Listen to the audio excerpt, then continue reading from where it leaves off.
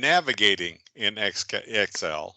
You all know you can move your arrow key or you can click your mouse, but there are some keyboard shortcuts that are very helpful when you're trying to navigate around your data inside Excel.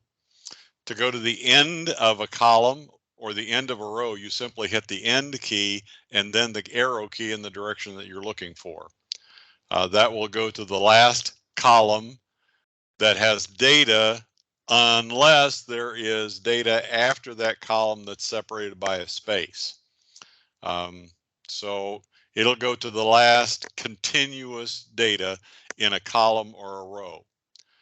Anytime you're in the spreadsheet, any place in the spreadsheet, if you hit Control Home, you will go to row 1, column 1, or A1, as most people call it. If you want to select all the data in a worksheet, that's Control Shift End. That will just select the data that is filled in your worksheet. If you want to select the entire sheet, then you hit Control A. To highlight what's copied, Control C. To cut what's highlighted, Control X. And to paste either one of those, Control V.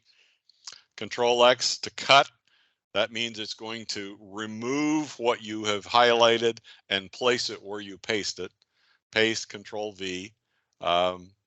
Control Find helps you find something. There's some very interesting things you can do with that.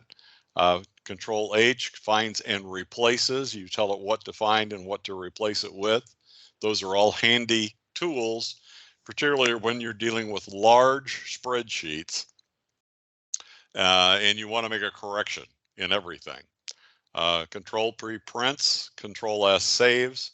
To open another workbook, that's Control O. To move to the previous sheet, or the next sheet rather, or tab, Excel calls the tabs sheets. So each worksheet is a sheet. Most commonly, most of us think of those as tabs because they look like little tabs at the bottom of the screen. So to move to the next sheet, Control Page down. Move to the previous sheet, Control Page up.